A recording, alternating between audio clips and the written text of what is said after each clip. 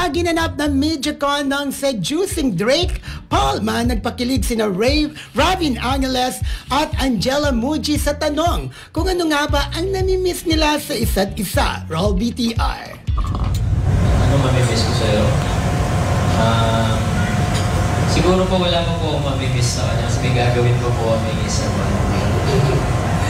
Ikaw ba? Ano mamimiss mo ko sa kanila? Mamimiss ko po yung pamamulit po niya. Yung tipong kakatapos lang po namin sa isang eksena, uupo pa lang ako ng upuan. Pipikit pa lang, hihilahin niya na po yung paa ko. Ang sweet-sweet naman ng dalawa. Pagkatapos lang ng isang eksena, nagkukulitan na agad sila. Dapat ganun tayo pagkatapos ng show, magkulitan tayo. Bagdagulan naman tayo, di ba? Pero yung nga sabi ni Robin, wala naman siyang mamimiss. Hindi niya mamimiss.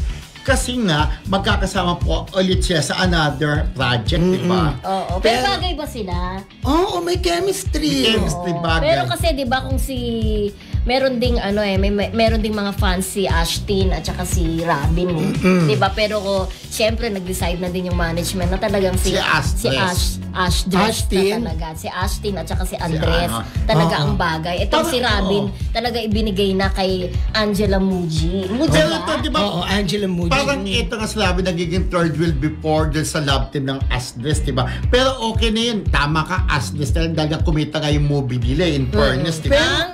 Ang minamahal 100 tula para kay Luna. Ay, bongga. Kabisado niya. 100 ay bulaklak, rather. Hindi bulaklak. Hindi tula. Kay Bella Padilla ang tula. Ang tula kay Estela yun. Okay. 100 bulaklak kay Luna. Pero na-curious ako. Oo. Ano kayang klaseng kulitan ang ginagawa nila? Yun nga daw, yung ginaganyan ba sa sa tenga ni Robin si Angela? Yung ginaganon ba? Kasi pagka-sweet-sweet kayo, okay na mag-ganyan-ganyan, kilikilip ka sa tenga, ganyan, halik-halikan sa bato. Kasi, grabe naman yung wala namang sa bato. Tapos sila friendship?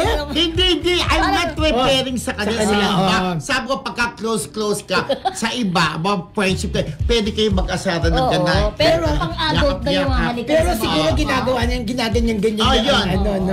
Yung Disney, Tsaka yung kinikili, di ba? Okay. Ganyan magkulitan ng mga ang mga teenagers, di ba? Ang mga bata. Iba naman yung mga matatanda magkulitan.